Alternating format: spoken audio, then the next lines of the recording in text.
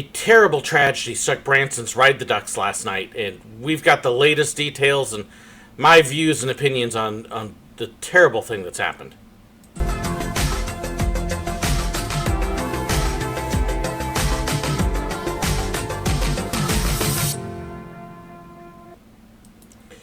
Such an incredible tragedy happened last night. One of Branson's Ride the Ducks, which are amphibious vehicles that drive you down the strip around Branson and some other places, and then do a splashdown on Table Rock Lake. One of them last night capsized in a very ferocious thunderstorm and sunk. Took 31 people down with it. 14 of them came back up. So the current information that we have now is 17 people were killed in this horrible, horrible situation. A lot of confusion over it still because it's still very early. We're about 15 hours after it happened, and some things are starting to become known. A lot of things are not yet. We know how many killed. We don't know who. We know that they range in age from 1 to 70. So very unfortunately, there are kids involved, people on vacation. The cars are actually left over at the Ride the Ducks parking lot, and there was a news report this morning that people were actually putting flowers in the cars that were still sitting there. We don't know yet if the driver was one of them.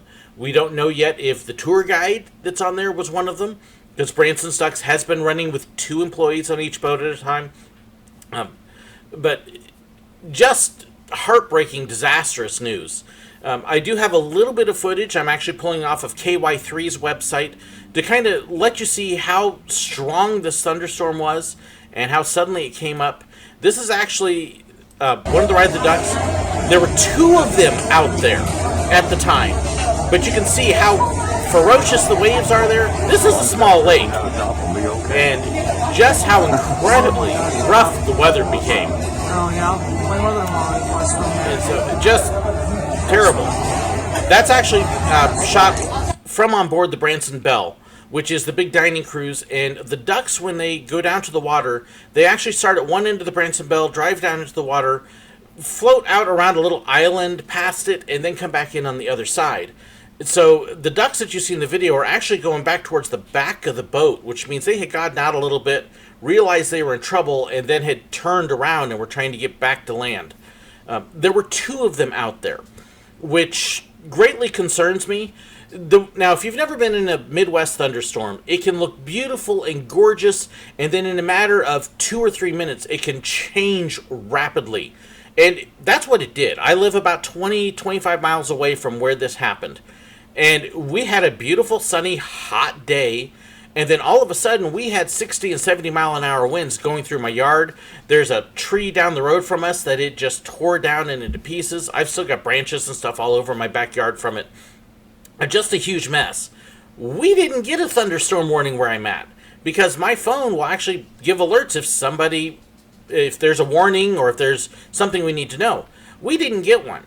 Now, where they're at, 20 miles away, 30 miles away, they did have a severe thunderstorm warning 30 to 40 minutes before this happened.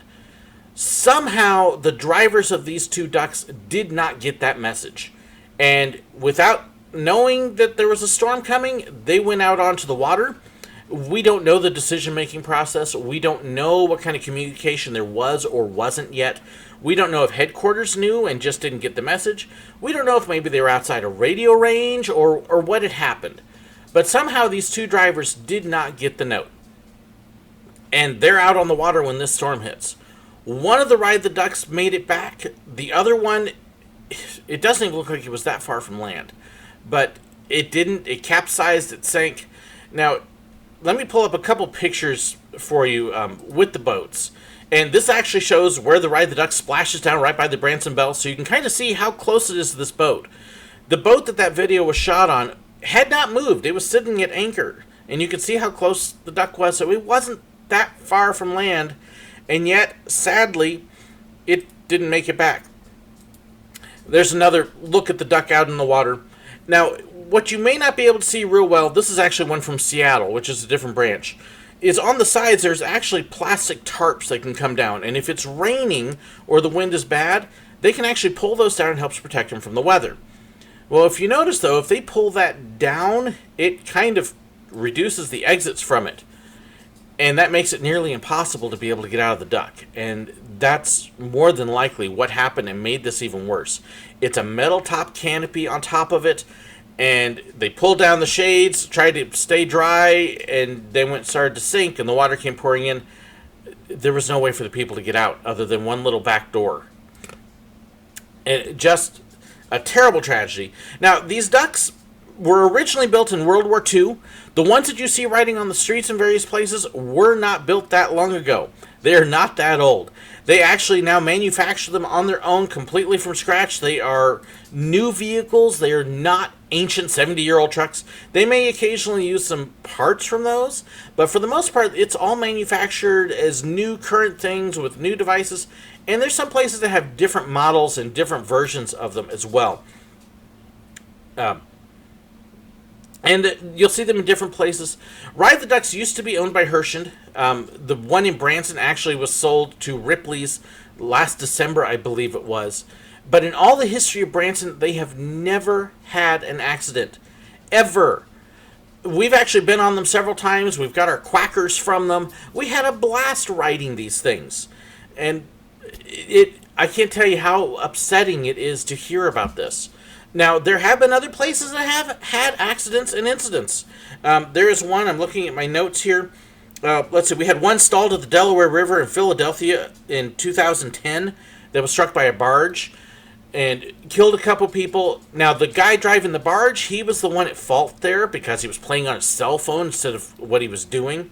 There was another one in Seattle several years back where an axle broke. No idea why.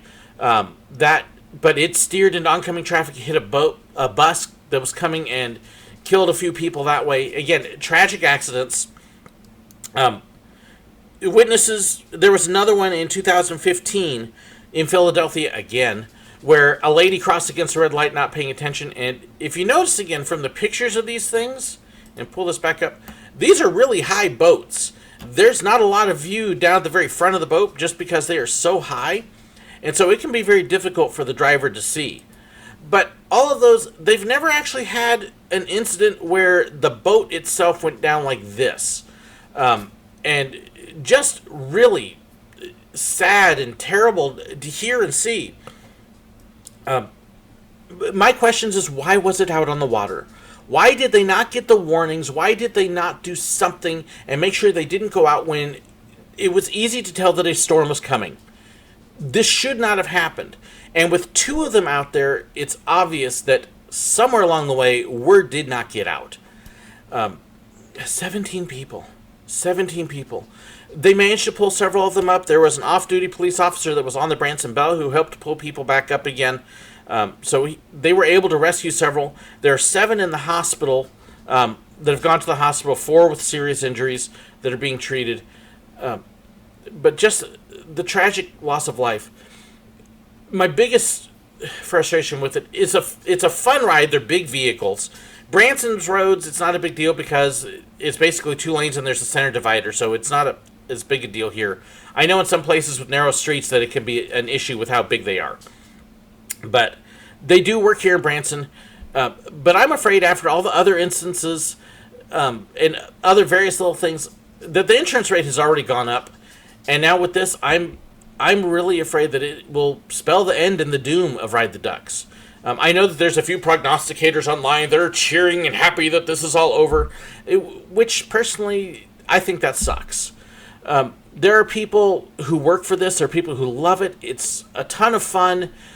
I wish the safety improvements had been done because there's obviously a couple failures here that didn't take into account something like this. And in a lot of the places they run, there are sudden thunderstorms. It should have been taken into account. I'm afraid that by the time all is said and done with all the legal paperwork, that it will doom it. I hope I'm wrong on that. I do know that Ride the Ducks in Branson has already announced that they're closed temporarily. They posted a sign on their website. They posted up on their website that they were deeply affected and deeply sorrowful and that they would be closed for a while pending investigations and other things. I don't know if they reopen. I really don't. I know that there's a lot of people in town that a lot of us knew people who worked at Ride the Ducks. In fact, a while back, there was a gentleman I interviewed in a couple episodes who gave me that poster named Robert Morris, and he was actually the mascot for Ride the Ducks for a while. So there's a lot of us with ties, personal ties in with this as well. And just to see it affect so many people in such a tragic way is terrible. So for many of us here, I'd ask you, pray for the victims, pray for their families, especially. Pray for the employees. Pray for the people who are affected by this. There's a lot of us that are just looking at just still in a state of shock. There will be more news that comes out later on where I am sure they will get information about whether there were weather warnings given to the drivers or not, whether they knew enough time to get off the water. The warning, the severe thunderstorms warning came early enough that they never should have pulled into the water if they had gotten it, but for whatever reason, 2 of them were still out there. And then when these things go down, they go down quick. There just wasn't an opportunity. Pray for the people who had to work the rescue scene. They responded at 7 o'clock last night. There were divers in the water after dark, and they still had to deal with another thunderstorm system that rolled through. Pray for Branson. There's a lot of people upset, for good reason. A lot of us affected very deeply and suffering terribly over the loss of 17 people who were just on vacation, just out to have a good time, just out to have some fun. You never expect something like this, something like that. It shouldn't happen, and just so sad. That's kind of the update. My views a little bit. It could have been prevented. It should have been prevented. Something should have been done. Steps should have been done on the Ride the Ducks so that they wouldn't be the death trap that they are in a case like this. Again, it's the first time ever, but still, precautions should have been taken. There were life jackets on board. I do want to make that clear. They're required to have life jackets on board, but they don't require the passengers to wear them. It's an option that the passenger can put it on at any point. We don't even know if they told the passengers to put them on. There's actually video footage that shows it, and you don't see anybody coming out of the duct before it went down. Why didn't they tell them to abandon the duct and get out if they started to see it swamped? We don't know these things yet, but more information will come out. But at this point, a great tragedy and one that probably could have been prevented. Thanks so much for watching. God bless.